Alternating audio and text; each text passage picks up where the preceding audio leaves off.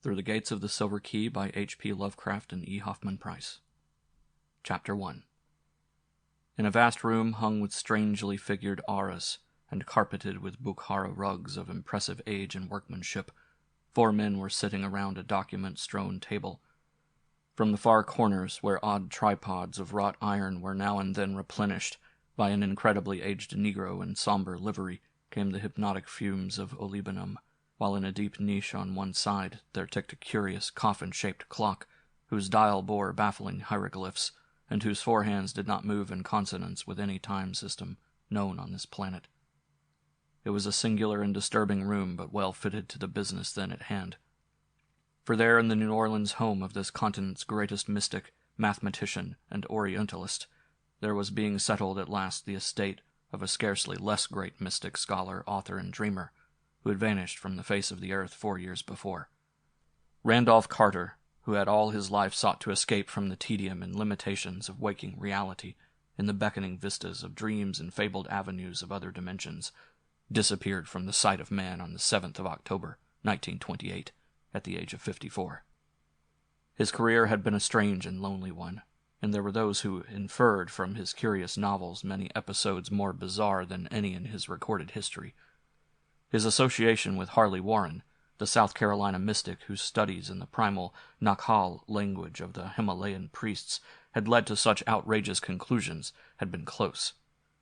Indeed, it was he who, one mist-mad terrible night in an ancient graveyard, had seen Warren descend into a dank and nitrous vault, never to emerge. Carter lived in Boston, but it was from the wild haunted hills behind Horry and witch-accursed Arkham that all his forebears had come, and it was amid these ancient, cryptically brooding hills that he had ultimately vanished. His old servant Parks, who died early in 1930, had spoken of the strangely aromatic and hideously carven box he had found in the attic, and of the undecipherable parchments and queerly figured silver key which that box had contained, matters of which Carter had also written to others. Carter, he said, had told him that this key had come down from his ancestors, and that it would help him to unlock the gates to his lost boyhood, and to strange dimensions and fantastic realms which he had hitherto visited only in vague, brief, and elusive dreams. Then one day Carter took the box and its contents, and rode away in his car, never to return. Later on, people found the car at the side of an old grass-grown road in the hills behind crumbling Arkham, the hills where Carter's forebears had once dwelt, and where the ruined cellar of the great Carter homestead still gaped to the sky.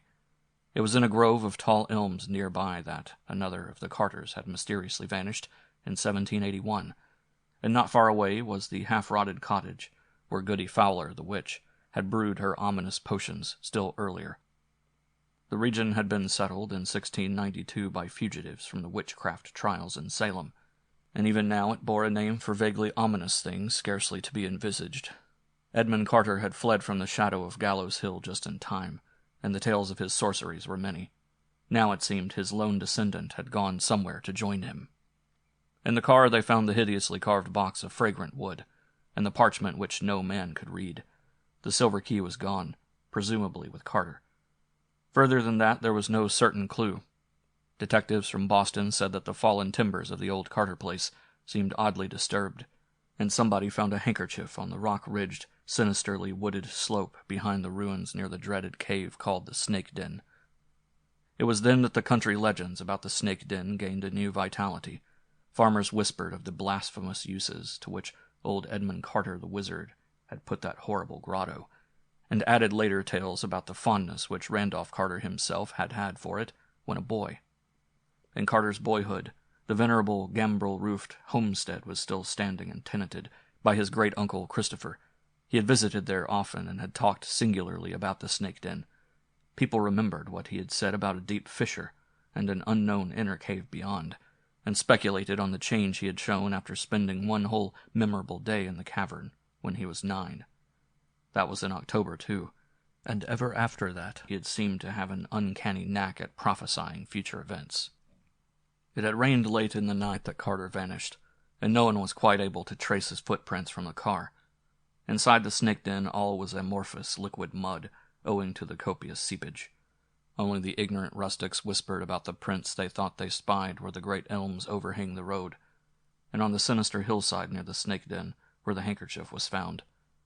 Who could pay attention to whispers that spoke of stubby little tracks like those which Randolph Carter's square-toed boots made when he was a small boy?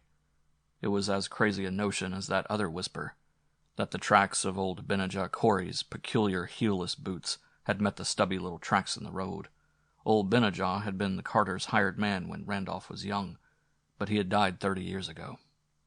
It must have been these whispers, plus Carter's own statement to Parks and others that the queerly arabesqued silver key would help him unlock the gates of his lost boyhood, which caused a number of mystical students to declare that the missing man had actually doubled back on the trail of time and returned through 45 years to that other October day in 1883, when he had stayed in the snake den as a small boy. When he came out that night, they argued, he had somehow made the whole trip to 1928 and back. For did he not thereafter know of things which were to happen later? And yet he had never spoken of anything to happen after 1928. One student, an elderly eccentric of Providence, Rhode Island, who had enjoyed a long and close correspondence with Carter, had a still more elaborate theory, and believed that Carter had not only returned to boyhood, but achieved a further liberation, roving at will through the prismatic vistas of boyhood dream. After a strange vision, this man published a tale of Carter's vanishing, in which he hinted that the lost one now reigned as king on the opal throne of Eilek Vad, that fabulous town of turrets atop the hollow cliffs of glass overlooking the twilight sea, wherein the bearded and finny Norn build their singular labyrinths. It was this old man, Ward Phillips, who pleaded most loudly against the apportionment of Carter's estate to his heirs, all distant cousins, on the ground that he was still alive in another time dimension, and might well return some day. Against him was arrayed the legal talent of one of the cousins, Ernest K. Aspinwall of Chicago, a man 10 years Carter's senior, but keen as a youth in forensic battles.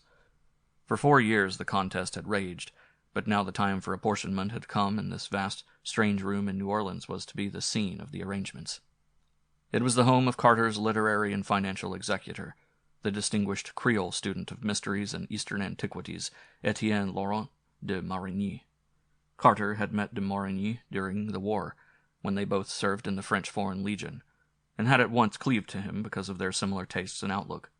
When, on a memorial joint furlough, the learned young Creole had taken the wistful Boston dreamer to Bayonne, in the south of France, and had shown him certain terrible secrets in the nighted and immemorial crypts that burrow beneath that brooding, eon-weighted city, the friendship was forever sealed. Carter's will had named de Marigny as executor, and now that avid scholar was reluctantly presiding over the settlement of the estate. It was sad work for him, for like the old Rhode Islander, he did not believe that Carter was dead. But what weight have the dreams of mystics against the harsh wisdom of the world? Around the table in that strange room in the old French quarter sat the men who claimed an interest in the proceedings. There had been the usual legal advertisements of the conference in papers, wherever Carter's heirs were thought to live, yet only 4 now sat listening to the abnormal ticking of that coffin-shaped clock, which told no earthly time, and to the bubbling of the courtyard fountain beyond half-curtained, fan-lighted windows. As the hours wore on, the faces of the 4 were half shrouded in the curling fumes from the tripods, which, piled recklessly with fuel, seemed to need less and less attention from the silently gliding and increasingly nervous old Negro.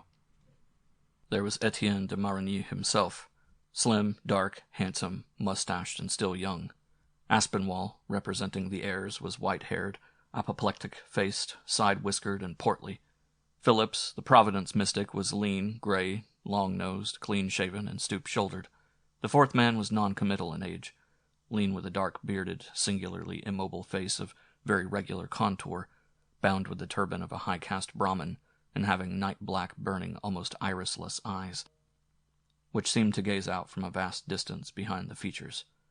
He had announced himself as the Swami Chandraputra, an adept from Benares, with important information to give, and both de Marigny and Phillips, who had corresponded with him, had been quick to recognize the genuineness of his mystical pretensions. His speech had an oddly forced, hollow, metallic quality, as if the use of English taxed his vocal apparatus, yet his language was as easy, correct, and idiomatic as any native Anglo-Saxon's. In general attire he was the normal European civilian, but his loose clothes sat peculiarly badly on him, while his bushy black beard, Eastern turban, and large white mittens gave him an air of exotic eccentricity. De Marigny, fingering the parchment found in Carter's car, was speaking. "No, I've not been able to make anything of the parchment. Mr. Phillips here also gives it up. Colonel Churchward declares it not Nuck-Hall, and it looks nothing at all like the hieroglyphics on that Easter Island War Club. The carvings on that box, though, do strongly suggest Easter Island images. The nearest thing I can recall to these parchment characters, notice how all the letters seem to hang down from the horizontal word bars, is the writing in a book poor Harley Warren once had. It came from India while Carter and I were visiting him in 1919, and he never would tell us anything about it. Said it would be better if we didn't know, and hinted that it might have come originally from some place other than the earth. He took it with him in December, when he went down into the vault in that old graveyard, but neither he nor the book ever came to the surface again. Some time ago I sent our friend here, the Swami Chandraputra, a memory sketch of some of those letters, and also a photostatic copy of the Carter parchment. He believes he may be able to shed light on them after certain references and consultations. But the key, Carter sent me a photograph of that. Its curious arabesques were not letters, but seemed to have belonged to the same culture tradition as the parchment. Carter always spoke of being on the point of solving a mystery, though we never gave details. Once it grew almost poetic about the whole business. That antique silver key, he said, would unlock the successive doors that bar our free march down the mighty corridors of space and time, to the very border which no man had crossed since Shaddad, with his terrific genius, built and concealed in the sands of Arabia Petrae, the prodigious domes and uncounted minarets of thousand-pillared Iram. Half-starved dervishes, wrote Carter, and thirst-crazed nomads have returned to tell of that monumental portal, and of the hand that is sculptured above the keystone of the arch. But no man has passed and retraced his steps to say that his footprints on the garnet-strewn sands within bear witness to his visit. The key, he surmised, was that for which the cyclopean sculptured hand vainly grasps. Why Carter didn't take the parchment as well as the key we cannot say. Perhaps he forgot it, or perhaps he forbore to take it through recollection of one who has taken a book of like characters into a vault and never returned, or perhaps it was really immaterial to what he wished to do. As de Marigny paused, old Mr. Phillips spoke in a harsh, shrill voice. "We can know of Randolph Carter's wandering only what we dream. I have been to many strange places in dreams, and have heard many strange and significant things in Ulthar, beyond the river Sky. It does not appear that the parchment was needed, for certainly Carter re-entered the world of his boyhood dreams, and is now a king in Ilek Vad." Mr. Aspinwall grew doubly apoplectic, looking as he sputtered. "Can't somebody shut that old fool up? We've had enough of these moonings. The problem is to divide the property, and it's about time we got to it." For the first time, Swami Chandraputra spoke in his queerly alien voice. "Gentlemen, there is more to this matter than you think. Mr. Aspinwall does not do well to laugh at the evidence of dreams. Mr. Phillips has taken an incomplete view, perhaps because he has not dreamed enough. I, myself, have done much dreaming. We in India have always done that, just as all the Carters seem to have done it. You, Mr. Aspinwall, as a maternal cousin, are naturally not a Carter. My own dreams, and certain other sources of information, have told me a great deal which you still find obscure. For example, Randolph Carter forgot that parchment which he couldn't decipher. Yet it would have been well for him had he remembered to take it. You see, I have really learned pretty much what happened to Carter after he left his car with the silver key at sunset on that 7th of October, 4 years ago." Aspinwall audibly sneered, but the others sat up with heightened interest. The smoke from the tripods increased, and the crazy ticking of that coffin-shaped clock seemed to fall into bizarre patterns, like the dots and dashes of some alien and insoluble telegraph message from outer space. The Hindu leaned back, half-closed his eyes, and continued in that oddly labored yet idiomatic speech, while before his audience there began to float a picture of what had happened to Randolph Carter. End of Chapter 1.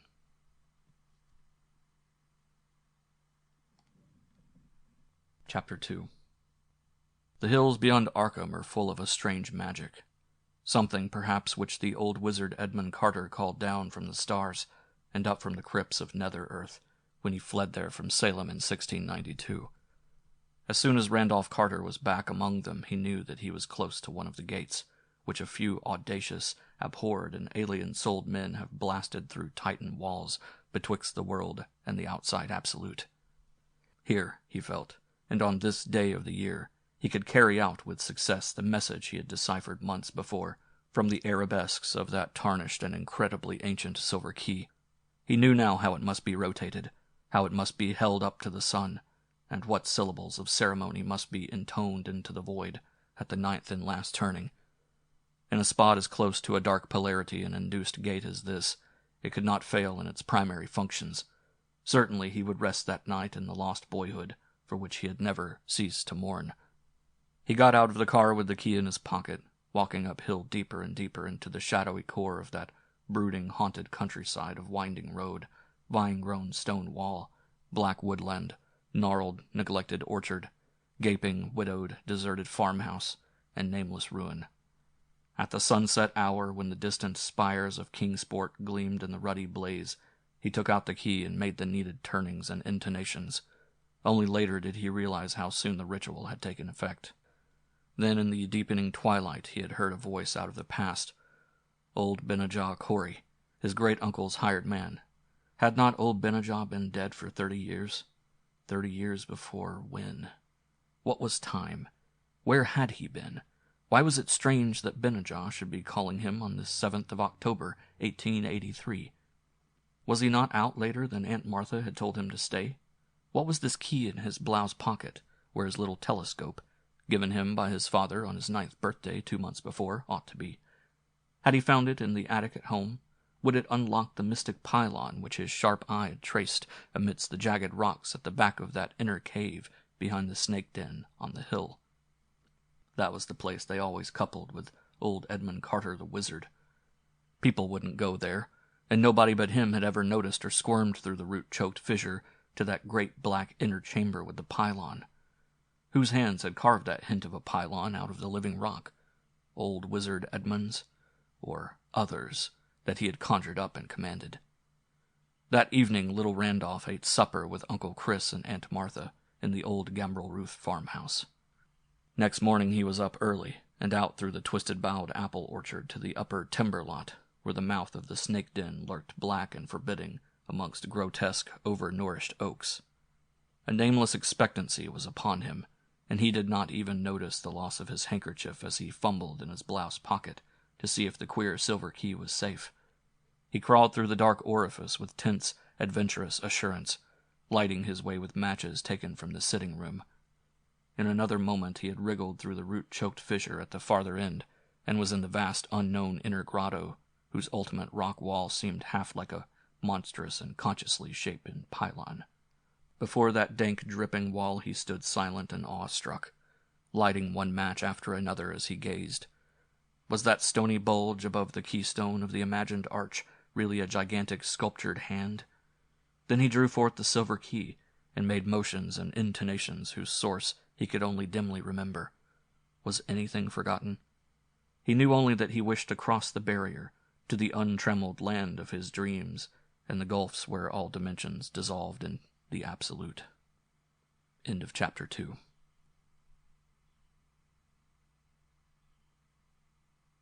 Chapter 3.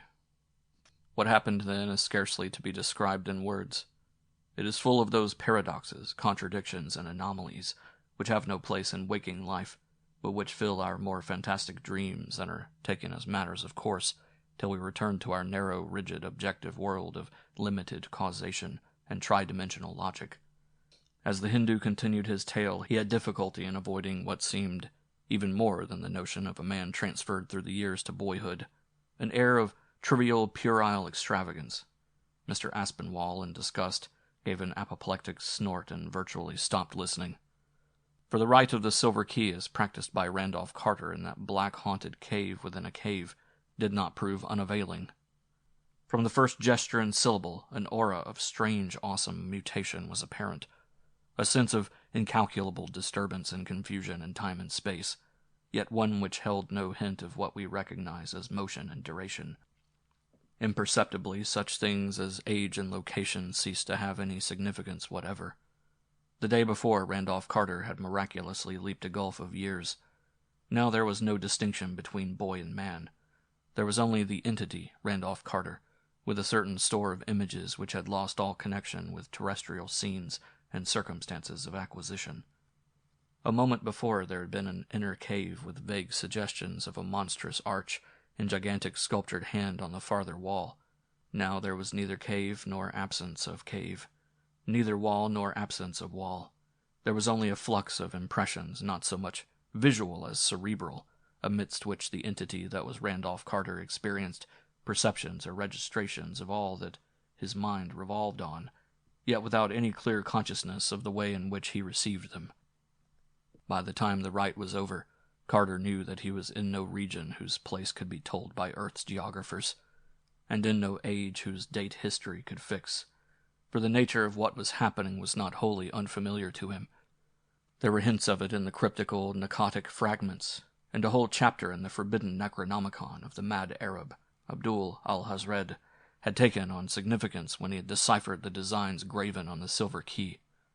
A gate had been unlocked, not, indeed, the ultimate gate, but one leading from Earth and time to that extension of Earth which is outside time, and from which in turn the ultimate gate leads fearsomely and perilously to the last void which is outside all Earths, all universes, and all matter.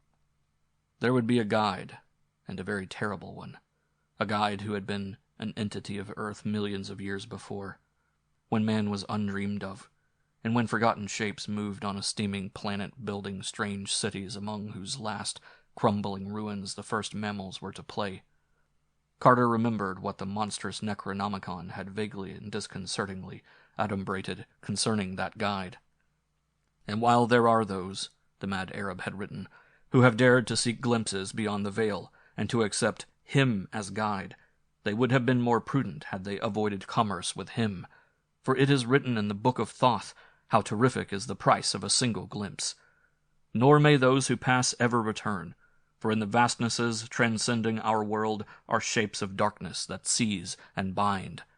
The affair that shambleth about in the night, the evil that defieth the elder sign, the herd that stand watch at the secret portal each tomb is known to have, and that thrive on that which groweth out of the tenets thereof.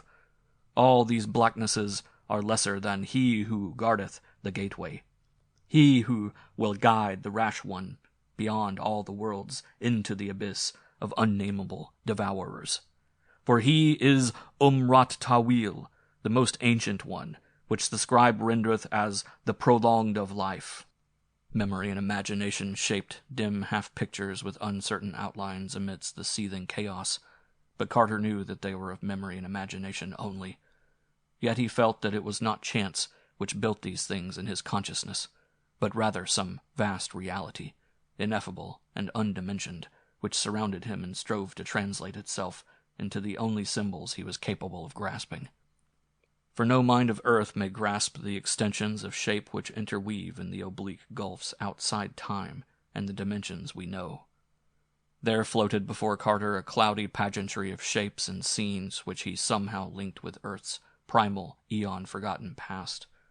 Monstrous living things moved deliberately through vistas of fantastic handiwork that no sane dream ever held, and landscapes bore incredible vegetation and cliffs and mountains and masonry of no human pattern. There were cities under the sea, and denizens thereof, and towers and great deserts where globes and cylinders and nameless winged entities shot off into space, or hurtled down out of space. All this Carter grasped, though the images bore no fixed relation to one another or to him. He himself had no stable form or position, but only such shifting hints of form and position as his whirling fancy supplied. He had wished to find the enchanted regions of his boyhood dreams, where galleys sail up the river Ukranos, past the gilded spires of Thrawn, and the elephant caravans tramp through perfumed jungles and Cled, beyond forgotten palaces with veined ivory columns that sleep lovely and unbroken under the moon. Now, intoxicated with wider visions, he scarcely knew what he sought. Thoughts of infinite and blasphemous daring rose in his mind, and he knew he would face the dreaded guide without fear, asking monstrous and terrible things of him. All at once, the pageant of impressions seemed to achieve a vague kind of stabilization. There were great masses of towering stone, carven into alien and incomprehensible designs, and disposed according to the laws of some unknown inverse geometry. Light filtered down from a sky of no assignable color, in baffling, contradictory directions, and played almost sentiently over what seemed to be a curved line of gigantic, hieroglyphed pedestals more hexagonal than otherwise, and surmounted by cloaked ill-defined shapes. There was another shape, too, which occupied no pedestal, but which seemed to glide or float over the cloudy, floor-like lower level. It was not exactly permanent in outline, but held transient suggestions of something remotely preceding or paralleling the human form, though half as large again as an ordinary man. It seemed to be heavily cloaked, like the shapes on the pedestals, with some neutral-colored fabric, and Carter could not detect any eye-holes through which it might gaze. Probably it did not need to gaze, for it seemed to belong to an order of beings far outside the merely physical in organization and faculties. A moment later Carter knew that this was so, for the shape had spoken to his mind without sound or language, and though the name it uttered was a dreaded and terrible one, Randolph Carter did not flinch in fear. Instead he spoke back, equally without sound or language, and made those obeisances which the hideous Necronomicon had taught him to make. For this shape was nothing less than that which all the world has feared since Lomar rose out of the sea, and the children of the fire mist came to earth to teach the elder lore to man. It was indeed the frightful guide and guardian of the gate, Umur at Tawil, the Ancient One, which the scribe rendereth the prolonged of life. The guide knew, as he knew all things, of Carter's quest and coming, and that this seeker of dreams and secrets stood before him unafraid. There was no horror or malignity in what he radiated, and Carter wondered for a moment whether the mad Arab's terrific blasphemous hints came from envy and a baffled wish to do what was now about to be done, or perhaps the guide reserved his horror and malignity for those who feared. As the radiations continued, Carter eventually interpreted them in the form of words. "I am indeed that most ancient one," said the guide, "of whom you know. We have awaited you, the ancient ones and I. You are welcome even though long delayed. You have the key and have unlocked the first gate. Now the ultimate gate is ready for your trial. If you fear, you need not advance. You may still go back unharmed the way you came. But if you choose to advance..." The pause was ominous, but the radiations continued to be friendly. Carter hesitated not a moment, for a burning curiosity drove him on. "I will advance," he radiated back, "and I accept you as my guide." At this reply the guide seemed to make a sign by certain motions of his robe, which may or may not have involved the lifting of an arm or some homologous member. A second sign followed, and from his well-learned lore Carter knew that he was at last very close to the ultimate gate. The light now changed to another inexplicable color, and the shapes on the quasi-hexagonal pedestals became more clearly defined. As they sat more erect, their outlines became more like those of men, though Carter knew that they could not be men. Upon their cloaked heads there now seemed to rest tall, uncertainly colored mitres, strangely suggestive of those on certain nameless figures chiseled by a forgotten sculptor along the living cliffs of a high, forbidden mountain in Tartary, while grasping in certain folds of their swarthings were long scepters, whose carven heads bodied forth a grotesque and archaic mystery. Carter guessed what they were, and whence they came, and whom they served, and guessed, too, the price of their service. But he was still content, for at one mighty venture he was to learn all. Damnation, he reflected, is but a word bandied about by those whose blindness leads them to condemn all who can see, even with a single eye. He wondered at the vast conceit of those who had babbled of the malignant ancient ones, as if they could pause from their everlasting dreams to wreak a wrath on mankind. As well, he thought, might a mammoth pause to visit frantic vengeance on an angleworm. Now the whole assemblage on the vaguely hexagonal pillars was greeting him with a gesture of those oddly carven scepters, and radiating a message which he understood. "We salute you, most ancient one, and you, Randolph Carter. whose daring has made you one of us?" Carter saw now that one of the pedestals was vacant, and a gesture of the most ancient one told him it was reserved for him. He saw also another pedestal, taller than the rest, and at the center of the oddly curved line, neither semicircle nor ellipse, parabola nor hyperabola, which they formed. This, he guessed, was the guide's own throne. Moving and rising in a manner hardly definable, Carter took his seat, and as he did so he saw that the guide had seated himself. Gradually and mistily it became apparent that the most ancient one was holding something, some object clutched in the outflung folds of his robe as if for the sight, or what answered for sight, of the cloaked companions. It was a large sphere, or apparent sphere, of some obscurely iridescent metal, and as the guide put it forward, a low, pervasive half-impression of sound began to rise and fall in intervals which seemed to be rhythmic, even though they followed no rhythm of earth. There was a suggestion of chanting, or what human imagination might interpret as chanting. Presently the quasi-sphere began to grow luminous, and as it gleamed up into a cold pulsating light of unassignable color, Carter saw that its flickerings conformed to the alien rhythm of the chant. Then all the mitred, scepter-bearing shapes on the pedestals commenced a slight, curious swaying in the same inexplicable rhythm, while nimbuses of unclassifiable light, resembling that of the quasi-sphere, played around their shrouded heads. The Hindu paused in his tale and looked curiously at the tall coffin-shaped clock with the 4 hands and hieroglyphed dial, whose crazy ticking followed no known rhythm of earth. "You, Mr. de Marigny," he suddenly said to his learned host, "do not need to be told the particularly alien rhythm to which those cowled shapes on the hexagonal pillars chanted and nodded. You are the only one else in America who has had a taste of the outer extension. That clock, I suppose it was sent to you by the yogi poor Harley Warren used to talk about. The seer, who said that he alone of living men had been to Yan Ho, the hidden legacy of eon-old Ling, and had borne certain things away from that dreadful and forbidden city.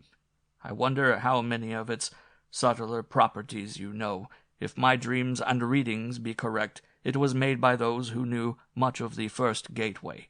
But let me go on with my tale." At last, continued the Swami, the swaying and the suggestion of chanting ceased. The lambent nimbuses around the now drooping and motionless heads faded, while the cloaked shapes slumped curiously on their pedestals. The quasi-sphere, however, continued to pulsate with inexplicable light. Carter felt that the ancient ones were sleeping as they had been when he first saw them, and he wondered out of what cosmic dreams his coming had aroused them. Slowly there filtered into his mind the truth that this strange chanting ritual had been one of instruction, and that the companions had been chanted by the most ancient one into a new and peculiar kind of sleep in order that their dreams might open the ultimate gate, to which the silver key was a passport.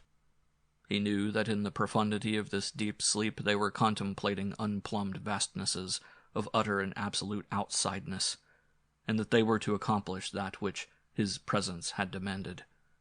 The guide did not share this sleep, but seemed still to be giving instructions in some subtle, soundless way. Evidently he was implanting images of those things which he wished the companions to dream, and Carter knew that as each of the ancient ones pictured the prescribed thought, there would be born the nucleus of a manifestation visible to his earthly eyes. When the dreams of all the shapes had achieved a oneness, the manifestation would occur, and everything he required be materialized through concentration. He had seen such things on Earth, in India, where the combined, projected will of a circle of adepts can make a thought take tangible substance, and in Hori Atlanat, of which few even dare speak. Just what the ultimate gate was and how it was to be passed, Carter could not be certain. But a feeling of tense expectancy surged over him. He was conscious of having a kind of body, and of holding the fateful silver key in his hand.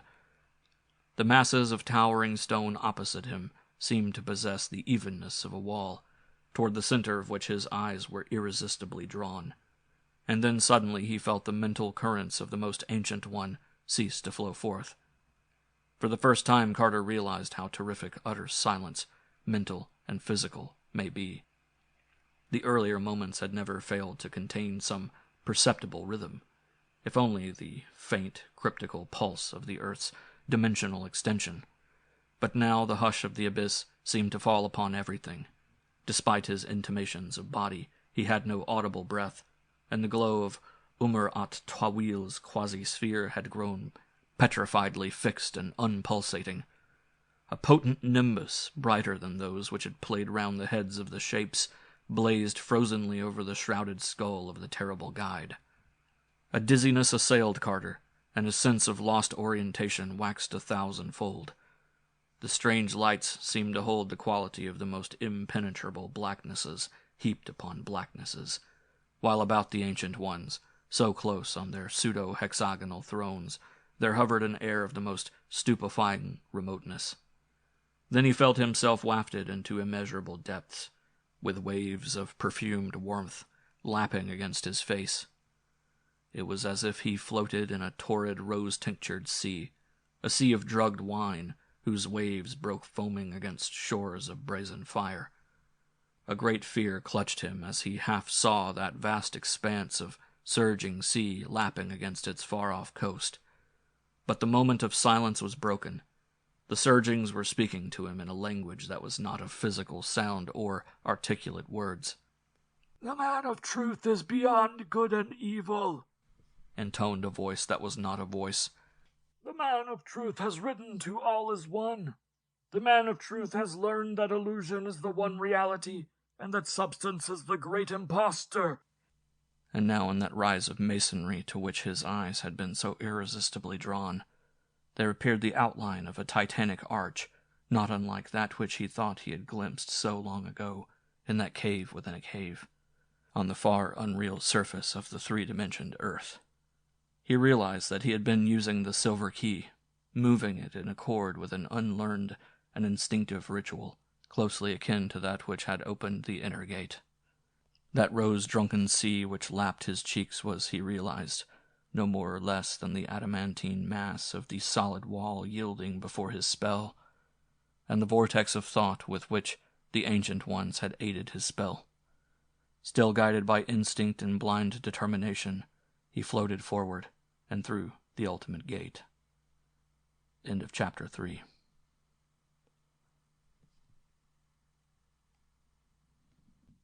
Chapter 4. Randolph Carter's advance through that cyclopean bulk of masonry was like a dizzy precipitation through the measureless gulfs between the stars. From a great distance he felt triumphant, godlike surges of deadly sweetness, and after that the rustling of great wings and impressions of sound like the chirpings and murmurings of objects unknown on Earth or in the solar system. Glancing backward, he saw not one gate alone, but a multiplicity of gates, at some of which clamored forms he strove not to remember. And then suddenly he felt a greater terror than that which any of the forms could give, a terror from which he could not flee because it was connected with himself. Even the first gateway had taken something of stability from him, leaving him uncertain about his bodily form and about his relationship to the mistily defined objects around him. But it had not disturbed his sense of unity. He had still been Randolph Carter, a fixed point in the dimensional seething. Now, beyond the ultimate gateway, he realized in a moment of consuming fright that he was not one person, but many persons. He was in many places at the same time. On Earth, on October 7th, 1883, a little boy named Randolph Carter was leaving the snake den in the hushed evening light and running down the rocky slope and through the twisted bowed orchard toward his Uncle Christopher's house in the hills beyond Arkham. Yet, at the same moment, which was also somehow in the earthly year of 1928, a vague shadow not less Randolph Carter was sitting on a pedestal among the Ancient Ones in Earth's trans-dimensional extension.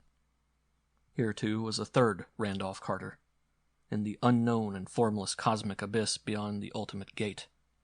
And elsewhere, in a chaos of scenes whose infinite multiplicity and monstrous diversity brought him close to the brink of madness, were a limitless confusion of beings which he knew were as much himself as the local manifestation now beyond the ultimate gate. There were Carters in settings belonging to every known and suspected age of Earth's history. and to remoter ages of earthly entity, transcending knowledge, suspicion, and credibility. Carters of forms both human and non-human, vertebrate and invertebrate, conscious and mindless, animal and vegetable. And more, there were Carters having nothing in common with earthly life, but moving outrageously amidst backgrounds of other planets and systems and galaxies and cosmic continua, spores of eternal life drifting from world to world, universe to universe, yet all equally himself. Some of the glimpses recalled dreams, both faint and vivid, single and persistent, which he had had through the long years since he first began to dream. And a few possessed a haunting, fascinating, and almost horrible familiarity which no earthly logic could explain. Faced with this realization, Randolph Carter reeled in the clutch of supreme horror. Horror such as had not been hinted even at the climax of that hideous night, when two had ventured into an ancient and abhorred necropolis under a waning moon, and only one had emerged. No death, no doom, no anguish can arouse the surpassing despair which flows from a loss of identity. Merging with nothingness is peaceful oblivion. But to be aware of existence, and yet to know that one is no longer a definite being distinguished from other beings, that one no longer has a self, that is the nameless summit of agony and dread. He knew that there had been a Randolph Carter of Boston, yet could not be sure whether he, the fragment or facet of an entity beyond the ultimate gate, had been that one or some other. His self had been annihilated, and yet he, if indeed there could, in view of that utter nullity of individual existence, be such a thing as he, was equally aware of being in some inconceivable way a legion of selves. It was as though his body had been suddenly transformed into one of those many-limbed and many-headed effigies sculptured in Indian temples, and he contemplated the aggregation in a bewildered attempt to discern which was the original and which was the additions. If indeed, supremely monstrous thought, there were any original as distinguished from other embodiments. Then, in the midst of these devastating reflections, Carter's beyond-the-gate fragment was hurled from what had seemed the nadir of horror to black, clutching pits of a horror still more profound. This time it was largely external, a force or personality which at once confronted and surrounded and pervaded him, and which, in addition to its local presence, seemed also to be a part of himself and likewise to be coexistent with all time and conterminous with all space. There was no visual image, yet the sense of entity and the awful concept of combined localism and identity and infinity lent a paralyzing terror beyond anything which any Carter fragment had hitherto deemed capable of existing. In the face of that awful wonder, the quasi-Carter forgot the horror of destroyed individuality. It was an all-in-one and one-in-all of limitless being and self, not merely a thing of one space-time continuum, but allied to the ultimate animating essence of existence's wholly unbounded sweep. The last utter sweep, which has no confines, and which outreaches fancy and mathematics alike. It was perhaps that which certain secret cults of Earth had whispered of as Yog-Sothoth, and which has been a deity under other names, that which the crustaceans of Yugoth worship as the Beyond One, and which the vaporous brains of the spiral nebulae know by an untranslatable sign. Yet in a flash the Carter facet realized how slight and fractional all these conceptions are. And now the being was addressing the Carter facet in prodigious waves that smote and burned and thundered, a concentration of energy that blasted its recipient with well-nigh unendurable violence, and that paralleled in an earthly rhythm the curious swaying of the Ancient Ones, and the flickering of the monstrous lights in that baffling region beyond the first gate. It was as though suns and worlds and universes had converged upon one point, whose very position in space they had conspired to annihilate with an impact of resistless fury. But amid the greater terror one lesser terror was diminished, for the searing waves appeared somehow to isolate the beyond-the-gate Carter from his infinity of duplicates, to restore, as it were, a certain amount of the illusion of identity. After a time the hearer began to translate the waves into speech forms known to him, and his sense of horror and depression waned. Fright became pure awe, and what had seemed blasphemously abnormal seemed now only ineffably majestic. "Randolph Carter," it seemed to say, "my manifestations on your planet's extension, the ancient ones, have sent you as one who would lately have returned to small lands of dream, which he had lost, yet who with greater freedom has risen to greater and nobler desires and curiosities. You wish to sail up golden Okranos, to search out forgotten ivory cities and orchid heavy clad, and to reign on the opal throne of Eilek-Vad, whose fabulous towers and numberless domes rise mighty toward a single red star, in a filament alien to your earth and to all matter. Now with the passing of 2 gates, you wish loftier things. You would not flee like a child from a scene disliked to a dream beloved, but would plunge like a man into that last and inmost of secrets, which lies behind all scenes and dreams. What you wish I have found good, and I am ready to grant that which I have granted 11 times only to beings of your planet, 5 times only to those you call men, or those resembling them. I am ready to show you the ultimate mystery, to look on which is to blast a feeble spirit.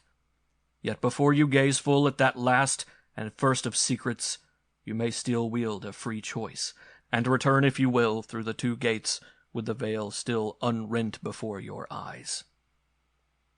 End of chapter 4.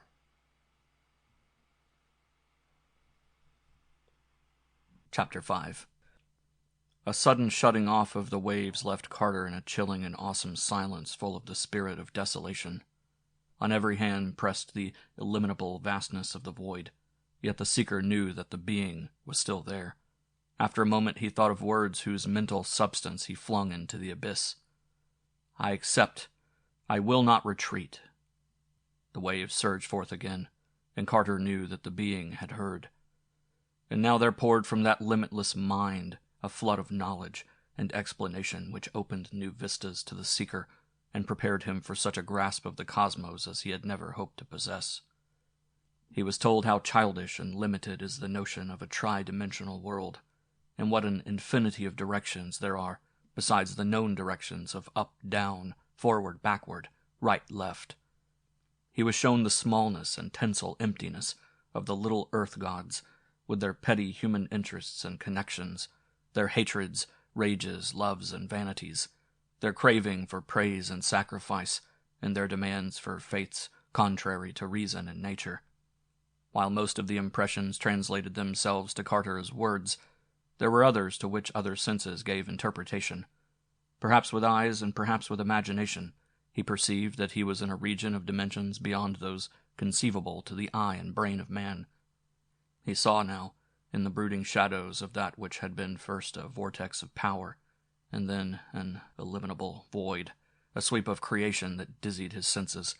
From some inconceivable vantage point he looked upon prodigious forms, whose multiple extensions transcended any conception of being, size, and boundaries which his mind had hitherto been able to hold, despite a lifetime of cryptical study. He began to understand dimly why there could exist at the same time the little boy Randolph Carter in the Arkham farmhouse in 1883, the misty form on the vaguely hexagonal pillar beyond the first gate, the fragment now facing the presence in the limitless abyss, and all the other Carters his fancy or perception envisaged. Then the waves increased in strength and sought to improve his understanding, reconciling him to the multiform entity of which his present fragment was an infinitesimal part. They told him that every figure of space is but the result of the intersection by a plane of some corresponding figure of one more dimension, as a square is cut from a cube, or a circle from a sphere. The cube and sphere of 3 dimensions are thus cut from corresponding forms of 4 dimensions, which men know only through guesses and dreams, and these in turn are cut from forms of 5 dimensions, and so on, up the dizzy and reachless heights of archetypal infinity.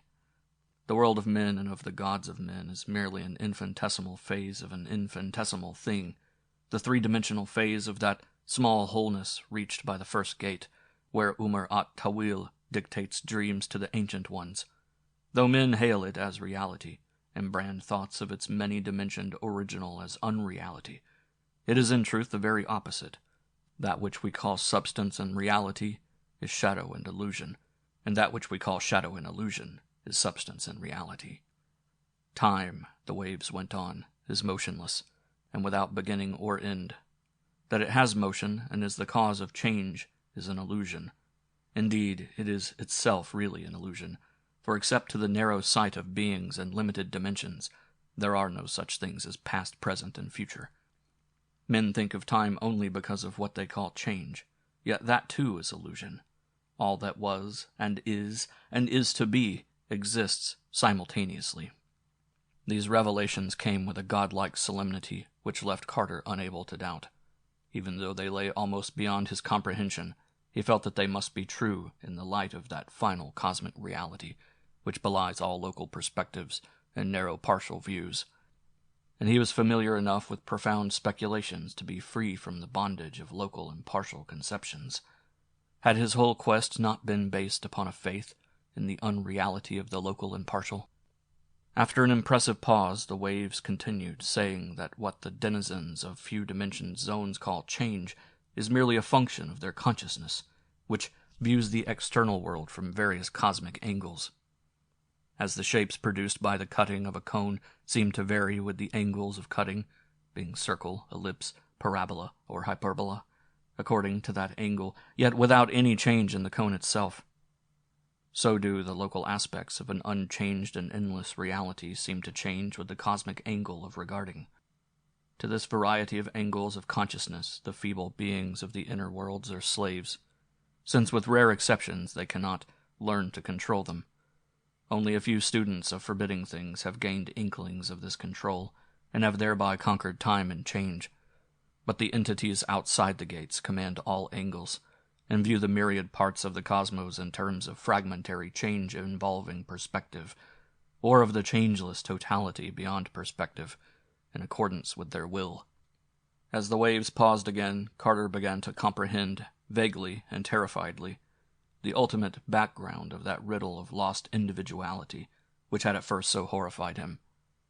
His intuition pieced together the fragments of revelation, and brought him closer and closer to a grasp of the secret.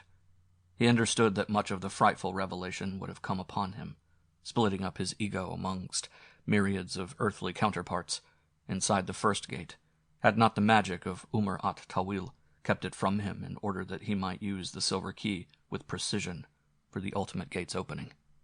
Anxious for clearer knowledge, he sent out waves of thought, asking more of the exact relationship between his various facets, the fragment now beyond the ultimate gate, the fragment still on the quasi-hexagonal pedestal beyond the first gate, the boy of 1883, the man of 1928, the various ancestral beings who had formed his heritage and the bulwark of his ego, and the nameless denizens of the other eons and other worlds which that first hideous flash of ultimate perception had identified with him.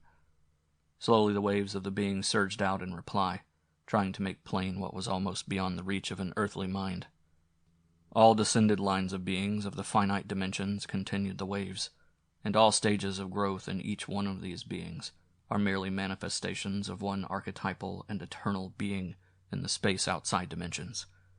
Each local being, son, father, grandfather, and so on, and each stage of individual being, infant, child, boy, man, is merely one of the infinite phases of that same archetypal and eternal being, caused by a variation, the angle of the consciousness plane which cuts it. Randolph Carter at all ages, Randolph Carter and all his ancestors, both human and pre-human, terrestrial and pre-terrestrial. All these were only phases of one ultimate, eternal Carter outside space and time.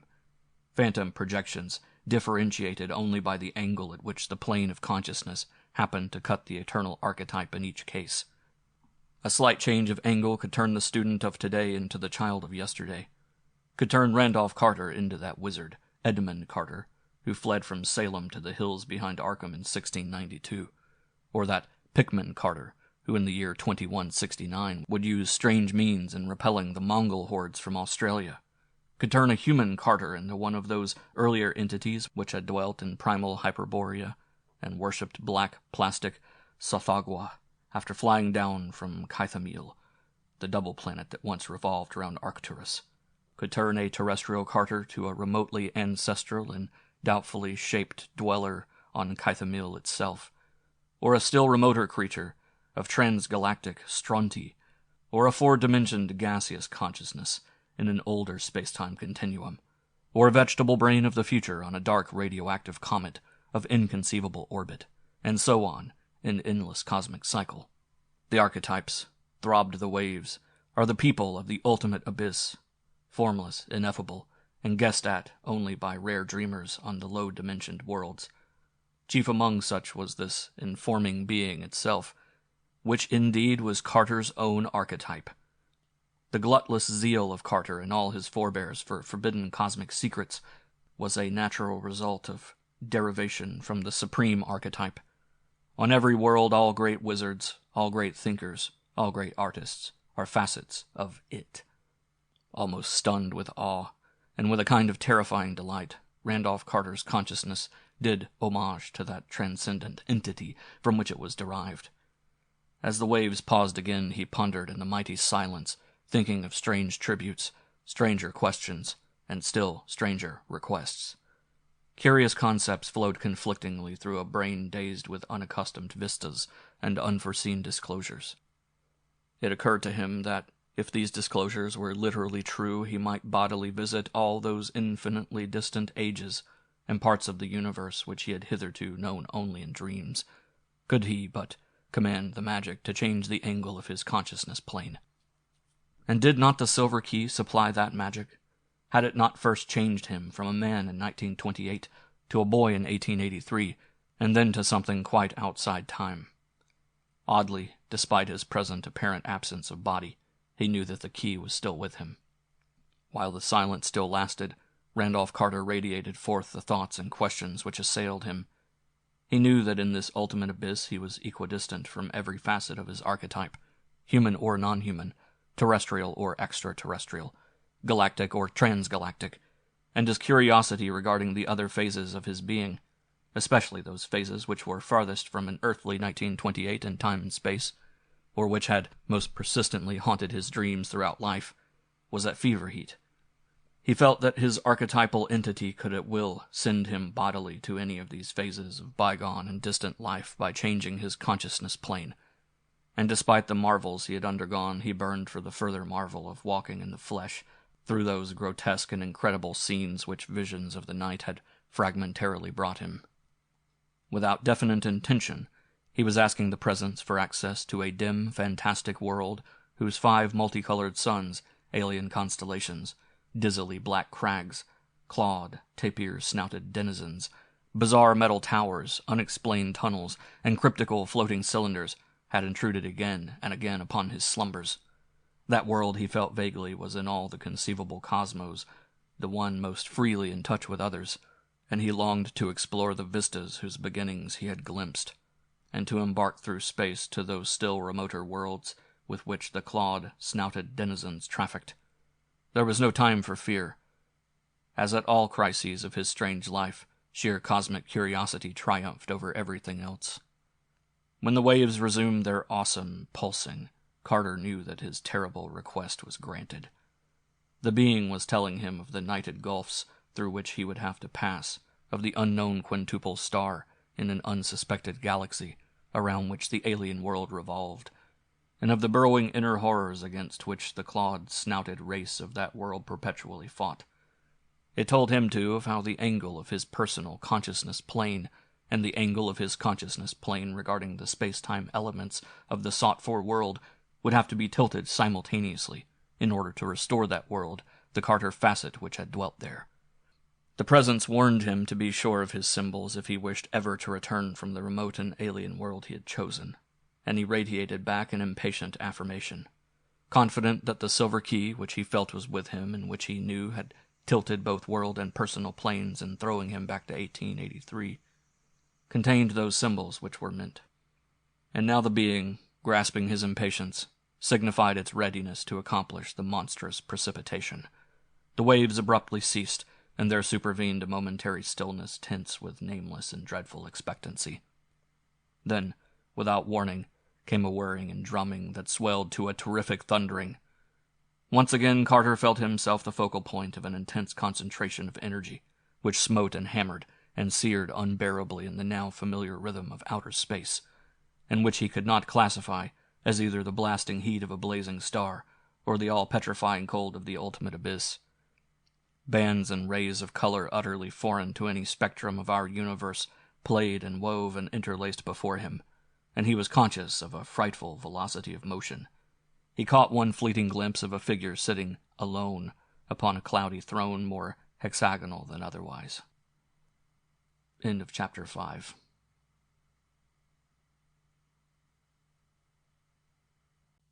Chapter 6. As the Hindu paused in his story, he saw that de Marigny and Phillips were watching him absorbedly. Aspinwall pretended to ignore the narrative and kept his eyes ostentatiously on the papers before him.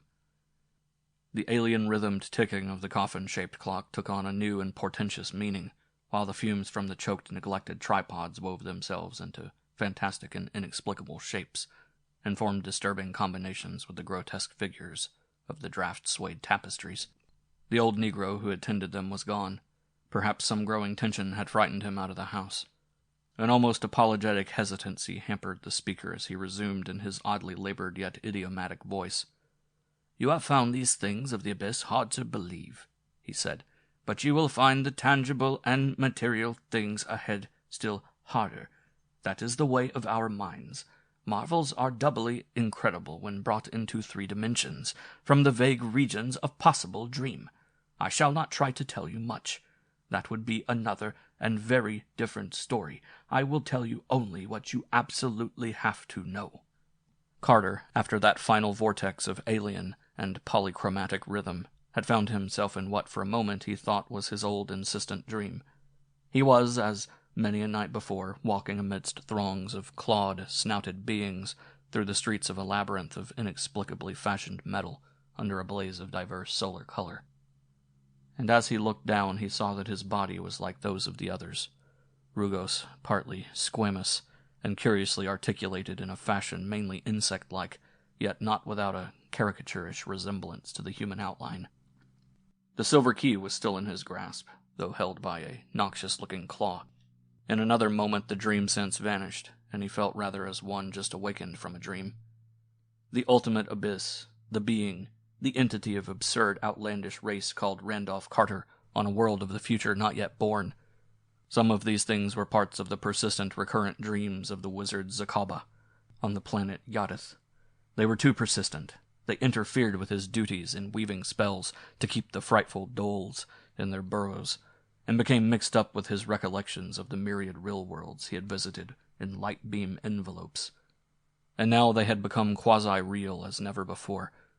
This heavy material silver key in his right upper claw, exact image of one he had dreamt about, meant no good. He must rest and reflect, and consult the tablets of Ning for advice on what to do. Climbing a metal wall in a lane off the main concourse, he entered his apartment and approached the rack of tablets. 7-day fractions later, Zakaba squatted on his prism in awe and half despair, for the truth had opened up a new and conflicting set of memories. Nevermore could he know the peace of being one entity. For all time and space he was two. Zakaba, the wizard of Yadith, disgusted with the thought of the repellent earth mammal Carter that he was to be and had been, and Randolph Carter of Boston on the earth, shivering with fright at the clawed-snouted thing which he had once been and had become again. The time units spent on Yadith, croaked the Swami, whose labored voice was beginning to show signs of fatigue, made a tale in themselves which could not be related in brief compass. There were trips to Stronti, and Mathura, and Koth, and other worlds in the 28 galaxies accessible to the light-beam envelopes of the creatures of Yadith, and trips back and forth through eons of time, with the aid of the silver key and various other symbols known to Yadith's wizards. There were hideous struggles with the bleached viscous doles in the primal tunnels that honeycombed the planet. There were odd sessions in libraries amongst the massed lore of 10,000 worlds living and dead. There were tense conferences with other minds of Yadith, including that of the arch-ancient Buo. Zakaba told no one of what had befallen his personality, but when the Randolph Carter facet was uppermost, he would study furiously every possible means of returning to the Earth and to human form, and would desperately practice human speech with the alien throat organs so ill adapted to it. The Carter Facet had soon learned with horror that the Silver Key was unable to effect his return to human form. It was, as he deduced too late from things he remembered, things he dreamed, and things he inferred from the lore of Yadith, a product of Hyperborea on Earth, with power over the personal consciousness angles of human beings alone. It could, however, change the planetary angle and send the user at will through time in an unchanged body. There had been an added spell which gave it limitless powers it otherwise lacked, but this too was a human discovery, peculiar to a spatially unreachable region, and not to be duplicated by the wizards of Yadith. It had been written on the undecipherable parchment in the hideously carven box with the silver key, and Carter bitterly lamented that he had left it behind. The now inaccessible being of the abyss had warned him to be sure of his symbols, and had doubtless thought he lacked nothing. As time wore on, he strove harder and harder to utilize the monstrous lore of Yadith, and finding a way back to the abyss and the omnipotent entity. With his new knowledge he could have done much toward reaching the cryptic parchment, but that power, under present conditions, was merely ironic. There were times, however, when the Zakaba Facet was uppermost, and when he strove to erase the conflicting Carter memories which troubled him. Thus long spaces of time wore on, ages longer than the brain of man could grasp, since the beings of Yadith die only after prolonged cycles. After many hundreds of revolutions, the Carter Facet seemed to gain on the Zakaba Facet, and would spend vast periods calculating the distance of Yadith in space and time from the human Earth that was to be. The figures were staggering, eons of light years beyond counting, but the immemorial lore of Yadith fitted Carter to grasp such things. He cultivated the power of dreaming himself momentarily earthward, and learned many things about our planet that he had never known before, but he could not dream the needed formula on the missing parchment. Then at last he conceived a wild plan of escape from Yadith, which began when he found a drug that would keep his Zakaba Facet always dormant, yet without dissolution of the knowledge and memories of Zakaba. He thought that his calculations would let him perform a voyage with a light-wave envelope such as no being of Yadith had ever performed. A bodily voyage, through nameless eons and across incredible galactic reaches to the solar system and the Earth itself. Once on Earth, though in the body of a clawed-snouted thing, he might be able somehow to find and finish deciphering the strangely hieroglyphed parchment he had left in the car at Arkham, and with its aid and the keys, resume his normal terrestrial semblance. He was not blind to the perils of the attempt. He knew that when he had brought the planet angle to the right eon, a thing impossible to do while hurtling through space, Yadith would be a dead world dominated by triumphant doles, and that his escape in the light-wave envelope would be a matter of grave doubt. Likewise was he aware of how he must achieve suspended animation, in the manner of an adept, to endure the eon-long flight through fathomless abysses. He knew, too, that, assuming his voyage succeeded, he must immunize himself to the bacterial and other earthly conditions hostile to a body from Yadith. Furthermore, he must provide a way of feigning human shape on Earth until he might recover and decipher the parchment, and resume that shape in truth. Otherwise he would probably be discovered and destroyed by the people in horror as a thing that should not be. And there must be some gold, luckily obtainable on Yadith, to tide him over that period of quest. Slowly Carter's plans went forward. He provided a light-wave envelope of abnormal toughness, able to stand both the prodigious time transition and the unexampled flight through space. He tested all his calculations and sent forth his earthward dreams again and again, bringing them as close as possible to 1928. He practiced suspended animation with marvelous success. He discovered just the bacterial agent he needed, and worked out the varying gravity stress to which he must become used. He artfully fashioned a waxen mask and loose costume enabling him to pass among men as a human being of a sort, and devised a doubly potent spell with which to hold back the doles at the moment of his starting from the dead, black Yadith of the inconceivable future. He took care, too, to assemble a large supply of the drugs, unobtainable on Earth, which would keep his Zakaba Facet in abeyance till he might shed the Yadith body, nor did he neglect a small store of gold for earthly use. The starting day was a time of doubt and apprehension. Carter climbed up to his envelope platform on the pretext of sailing for the Triple Star Nithon, and crawled into the sheath of shining metal. He had just room to perform the ritual of the silver key, and as he did so, he slowly started the levitation of his envelope. There was an appalling seething and darkening of the day, and a hideous racking of pain. The cosmos seemed to reel irresponsibly, and the other constellations danced in a black sky. All at once, Carter felt a new equilibrium. The cold of interstellar gulfs gnawed at the outside of his envelope, and he could see that he floated free in space. The metal building from which he had started, having decayed years before. Below him the ground was festering with gigantic doles, and even as he looked, one reared up several 100 feet and leveled a bleached, viscous end at him. But his spells were effective, and in another moment he was falling away from Yadith unharmed. End of Chapter 6.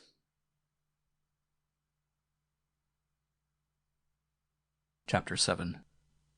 In that bizarre room in New Orleans from which the old black servant had instinctively fled, the odd voice of Swami Chandraputra grew hoarser still. "Gentlemen," he continued, "I will not ask you to believe these things until I have shown you special proof.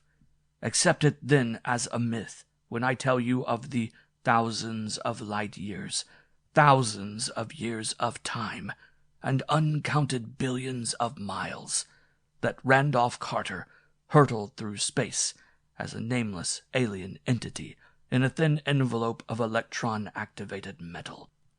He timed his period of suspended animation with utmost care, planning to have it end only a few years before the time of landing on the Earth in or near 1928. He will never forget that awakening.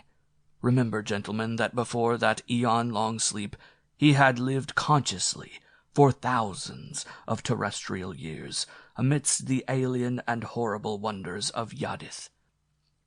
There was a hideous gnawing of cold, a cessation of menacing dreams, and a glance through the eye plates of the envelope.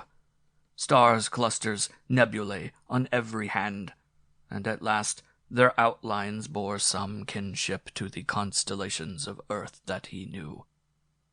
Some day his descent into the solar system may be told. He saw Kynarth and Yoggoth on the rim, passed close to Neptune, and glimpsed the hellish white fungi that spot it, learned an untellable secret from the close-glimpsed mists of Jupiter, and saw the horror on one of the satellites, and gazed at the cyclopean ruins that sprawl over Mars' ruddy disk. When the Earth drew near, he saw it as a thin crescent which swelled alarmingly in size. He slackened speed, though his sensations of homecoming made him wish to lose not a moment. I will not try to tell you of those sensations as I learned them from Carter. Well, toward the last, Carter hovered about in the Earth's upper air, waiting till daylight came over the western hemisphere. He wanted to land where he had left, near the snake den in the hills behind Arkham. If any of you have been away from home long, and I know one of you has, I leave it to you how the sight of New England's rolling hills, and great elms and gnarled orchards, and ancient stone walls must have affected him. He came down at dawn in the lower meadow of the old Carter place, and was thankful for the silence and solitude. It was autumn, as when he had left, and the smell of the hills was balm to his soul. He managed to drag the metal envelope up the slope of the timber lot into the snake den, though it would not go through the weed-choked fissure to the inner cave. It was there also that he covered his alien body with the human clothing and waxen mask which would be necessary. He kept the envelope here for over a year, till certain circumstances made a new hiding-place necessary.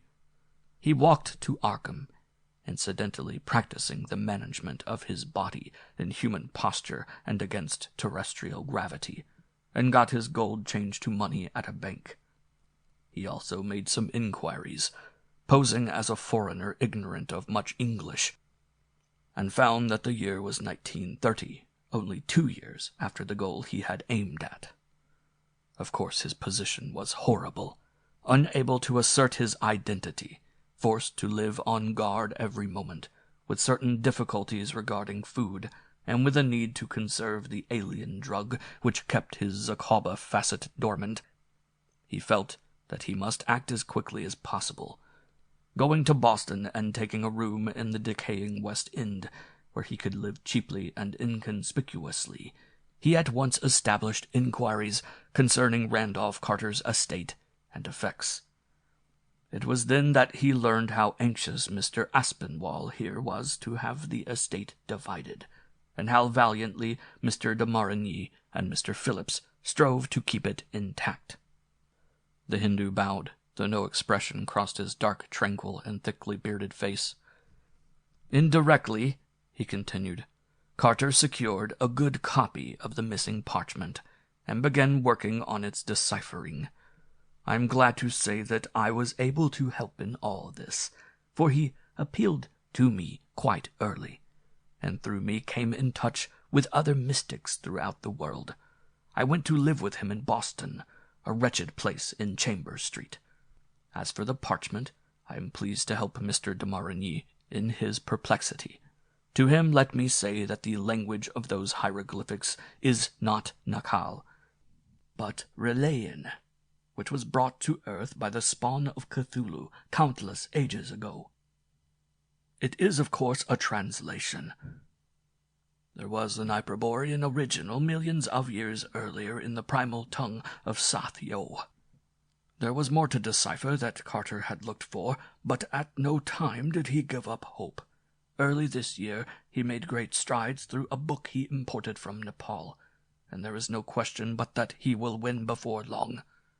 Unfortunately, however, one handicap has developed, the exhaustion of the alien drug which keeps the Zakoba facet dormant. This is not, however, as great a calamity as was feared.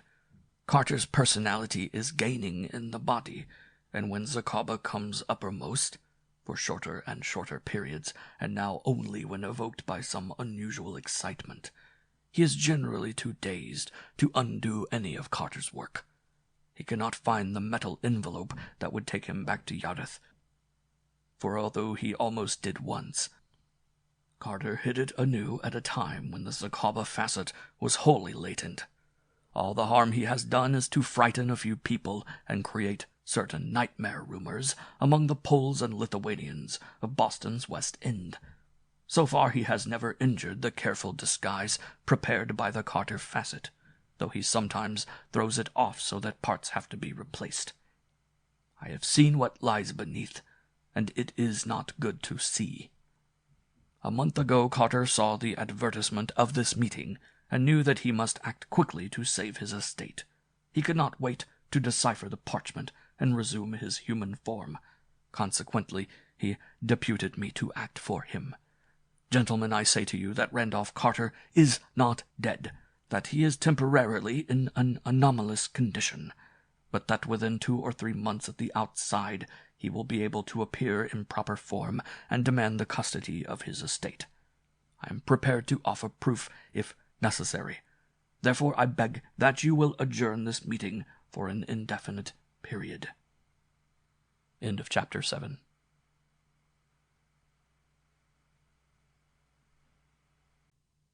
Chapter 8. De Marigny and Phillips stared at the Hindu as if hypnotized, while Aspinwall emitted a series of snorts and bellows. The old attorney's disgust had by now surged into open rage, and he pounded the table with an apoplectically veined fist. When he spoke, it was in a kind of bark. "How long is this foolery to be borne? I've listened an hour to this madman, this faker, and now he has the damned effrontery to say that Randolph Carter is alive, to ask us to postpone the settlement for no good reason. Why don't you throw the scoundrel out, de Marigny? Do you mean to make us all the butts of a charlatan or idiot?" De Marigny quietly raised his hand and spoke softly. "Let us think slowly and clearly. This has been a very singular tale, and there are things in it which I, as a mystic not altogether ignorant, recognize as far from impossible. Furthermore, since 1930 I have received letters from the Swami which tally with his account." As he paused, old Mr. Phillips ventured a word. "Swami Chandraputra spoke of proofs. I, too, recognize much that is significant in this story, and I have myself had many oddly corroborative letters from the Swami during the last 2 years. But some of these statements are very extreme. Is there not something tangible which can be shown?" At last the impassive-faced Swami replied, slowly and hoarsely, and drawing an object from the pocket of his loose coat as he spoke. "While none of you here has ever seen the silver key itself, Messieurs de Morigny and Phillips have seen photographs of it. Does this look familiar to you?" He fumblingly laid on the table with his large white-mittened hand a heavy key of tarnished silver, nearly 5 inches long, of unknown and utterly exotic workmanship, and covered from end to end with hieroglyphs of the most bizarre description. De Morigny and Phillips gasped. "That's it," cried de Morigny. "The camera doesn't lie. I couldn't be mistaken." But Aspinwall had already launched a reply. "Fools! What does it prove? If that's really the key that belonged to my cousin, it's up to this foreigner, this damn nigger, to explain how he got it. Randolph Carter vanished with the key 4 years ago. How do we know he wasn't robbed and murdered? He was half crazy himself and in touch with still crazier people. Look here, you nigger, where did you get that key? Did you kill Randolph Carter?" The Swami's features, abnormally placid, did not change, but the remote irisless black eyes behind them blazed dangerously. He spoke with great difficulty. "Please control yourself, Mr. Aspinwall. There is another form of proof that I could give, but its effect upon everybody would not be pleasant. Let us be reasonable. Here are some papers, obviously written since 1930, and in the unmistakable style of Randolph Carter."